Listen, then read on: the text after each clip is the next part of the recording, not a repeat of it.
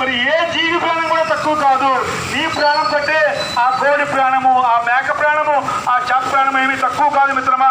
ఈ భూమి మీద ప్రతి జీవి కూడా స్వేచ్ఛగా జీవించే హక్కు ఉంది. అలాంటి యొక్క నియమాలు ఉన్నాయి, విశ్వ నియమాలు భగవంతుడి యొక్క సృష్టిలో. అలా కాకుండా నీకు శక్తి ఉందని చెప్పేసి, మరి నీకు బలం ఉందని చెప్పేసి నీ సాటి జీవుల పట్ల నువ్వు హింస చేస్తే, సాటి జీవుల పట్ల నువ్వు వాటితో వ్యాపారం చేస్తూ వాటిని బంధించి వాటిని హింసిస్తే మిత్రమా, మరి దయచేసి గమనించండి, దానికి తగిన మూల్యం చెల్లించి వస్తుంది.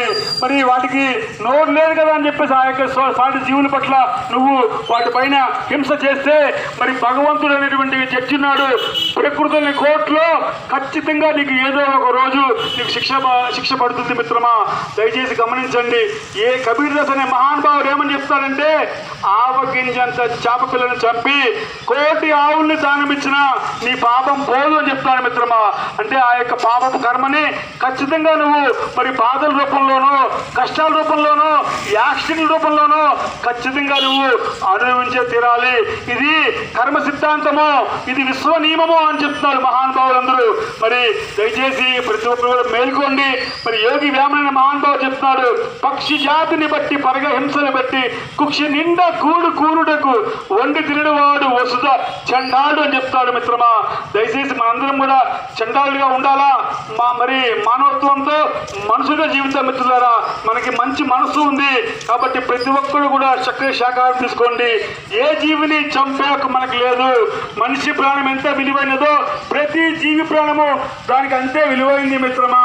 జీవహింస మహాపాపం అని చెప్పేసి అన్ని మతాలు ఘోషిస్తున్నాయి. ఏ మతం కూడా హింసను ప్రోత్సహించదు. దయచేసి ప్రతి ఒక్కరు గమనించండి. మీ ఆహారాన్ని బట్టి మీ ఆరోగ్యం ఉంటుంది. మంచి ఆహారం తీసుకోండి. యుక్తాహారం ఆరోగ్యం చెప్పారు శ్రీకృష్ణ భగవానుడు. యుక్తమైన ఆహారం ఏంటి అంటే అది శాకాహారం మాత్రమే. శాకాహారం అంటే కూరగాయలు, కాయగూరలు, పండ్లు, పాలు, ఇలా ఎన్నో రకాల ఆహార పదార్థాలు ఉన్నాయి మిత్రమా. మరి వాటిని చక్కగా తీసుకుందాము. ప్రకృతి ఇచ్చిన ఆహారం అది. దయచేసి మరి శత్రువు కూడా మనకు వద్దు. ఆ రక్తం కూడా తిరుగుతున్నారా? ఒక మనిషి దగ్గర శవమని చెప్తాము. మరి శవాన్ని శ్మశానంలో వేస్తారు కదా మిత్రులారా. మరి కోడైనా, మేకైనా, చేపైనా మరి ప్రాణం లేకపోతే అది ఎవరితోనే సమానం మిత్రమా.